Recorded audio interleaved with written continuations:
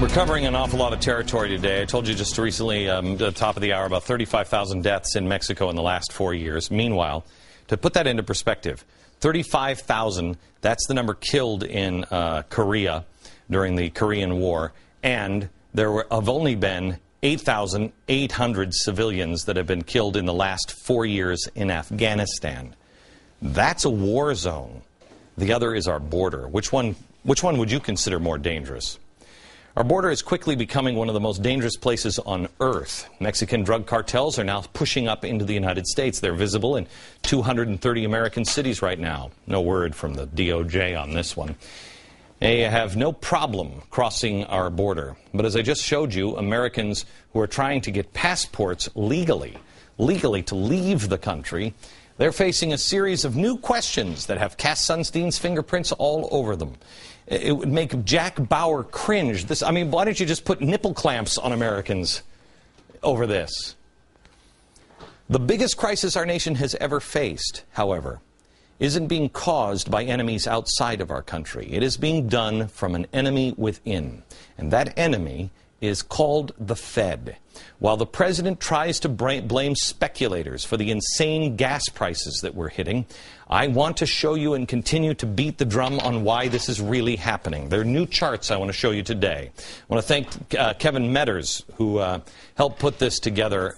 He has an article that I read last night, charting the course to $7 gas. It's a great article. Find it at glennbeck.com and see the charts for yourself. I want to show you the first chart. First chart is from the Federal Reserve Bank of St. Louis, so you know it's credible. It's from them.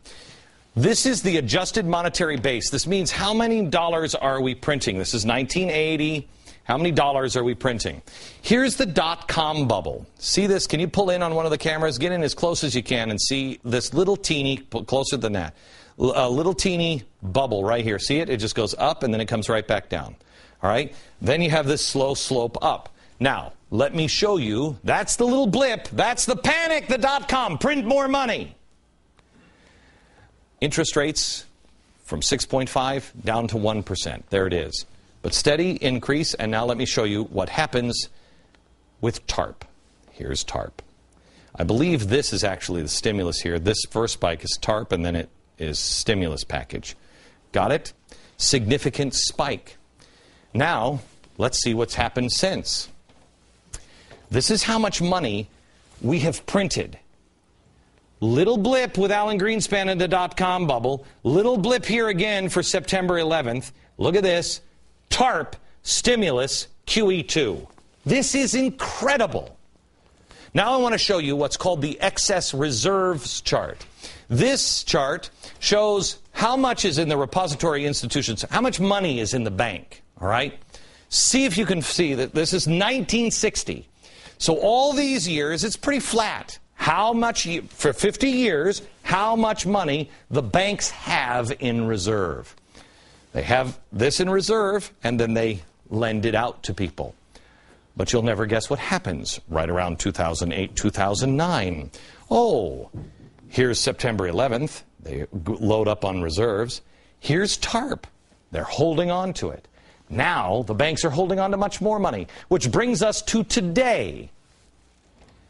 Look how much money they have in reserve. When they say the banks have the money, they're right. The banks do have the money, but there's more to that story. You don't want them to release this money.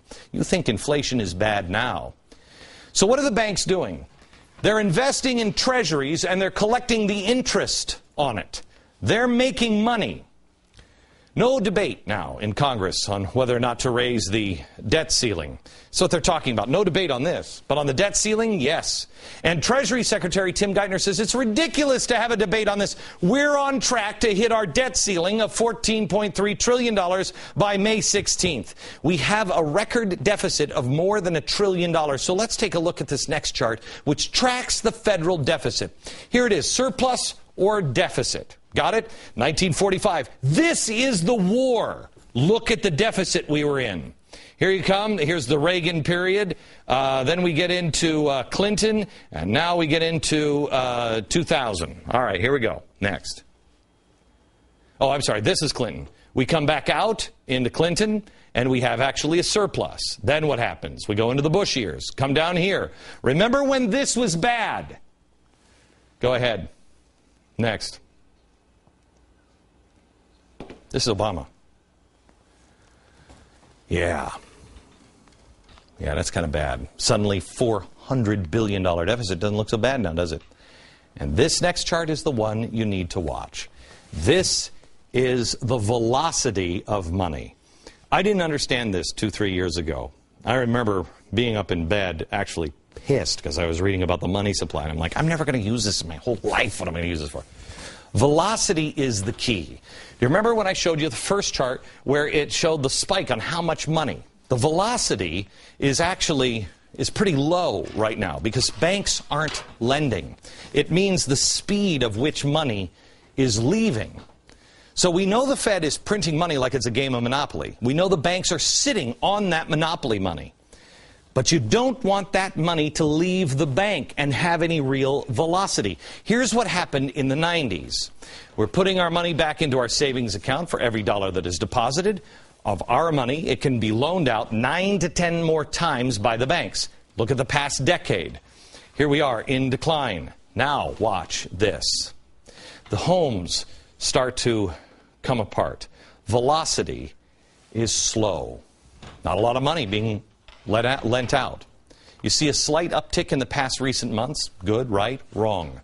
When velocity spikes, it leads to more inflation. The more money that is available, the more the dollar is devalued.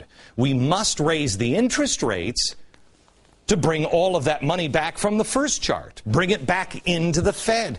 But that's going to hurt. I wonder if Ben Bernanke will be asked during his first press conference, not his. When I say his, I mean the Fed. The first press conference the Fed has had in 97 years. Something wicked this way comes. It's the destruction of your country. It is the biggest theft of freedom and money the world has ever seen. And it is being done by the Fed. And they're about to stand before you tomorrow in their first press conference in 97 years and say, we're just like you. No, they're not. They're not even governmental politicians. That is a private corporation. Why is no one on the left looking at this? Are you a parent that's fed up with what your kids are being taught at school? You are not alone, and you can take action. Attention parents, join our live studio audience this Thursday at 5 p.m. Your child's future depends on it. Email glennbecktix@gmail.com to come to the show in New York City. If a company wants a federal government contract, from now on, it has to first disclose if the company or any of its executives gave more than $5,000 in political donations. Now, this is being done by executive order by the president, and you'd ask yourself, well, I mean, why? So they can get those people up to the front of the line faster? It's being drafted in the White House now. White House Press Secretary Jake Carney has confirmed that the work is, happening for this executive order. Now, here's another chilling development along the same lines. We've learned from the Wall Street Journal that there's a government attempt to oust a longtime drug company chief executive. This guy, this is his company, over his company's marketing violations. Now, this is raising alarms in that industry and beyond about a potential expansion of federal involvement in the business world. Do you think so? Apparently, there's a little-used administrative policy under the Social Security Act that allows HHS, Health and Human Services, to bar corporate leaders from doing business with the government if there has been criminal misconduct. HHS has alerted the industry that they're now going to be enforcing this rule. Cass Sunstein, so good to see you. I should add that the Defense Department and the EPA also has powers similar to the HHS exclusion authority. You play ball with these people or they'll shut you down. Meanwhile, on the progressive cable channels that nobody watches, they're no doubt even asking right now why people would even hint that this president or this administration might have big government socialist or, dare I say it, thug-like tendencies. After all he's doing is forcing private businesses to jettison their CEOs and their founders, taking over GM and Chrysler, taking over 1/6 of the U.S. economy by inserting the government into healthcare industry and passing the most sweeping control of financial regulation and industry that the country has ever seen. He's practically J.P. Morgan himself. He loves business and corporations and capitalism just that much. Except every action he takes tells us something different. And by the way, he'd also like you to know that he loves information. He just has a problem with some people like me that make it confusing for you. So they're also doing their best to shut down anyone who would confuse you with information that might be a little different than theirs. What a country. I have to tell you, just in the break, I was just making a list of all the people, because I just looked at Joe, one of the guys who works with me. He's the chief of research. And I said, Joe, I mean, now that we've added the Fed, is there anybody else besides Satan that we could just hack off? Is there anybody? Muslim terrorists, 9/11 truthers, the birthers, the media, political class, 2 presidents, the unions, George Soros, corrupt corporations, the Fed, social elite, universities, communists, drug cartels, social justice faith, ELF and ALF, and the new Black Panthers. My gosh, there's going to be a celebration at my funeral someday, isn't there? Holy cow. I bring this up because of the next two shows.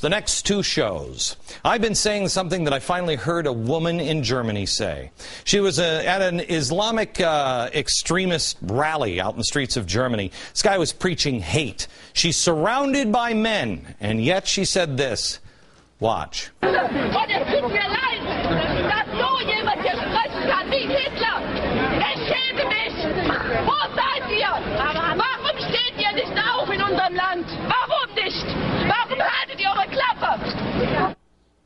Why are you keeping your mouths shut?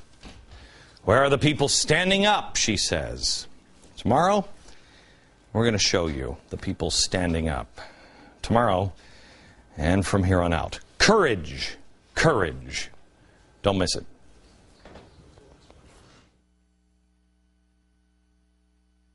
And I'll explain this on tomorrow's program. Please watch tomorrow's program. George Washington, Constitutional Convention. The phrase that is over this in this painting is the answer that we seek. I'll begin to show these things to you tomorrow from New York. Good night, America.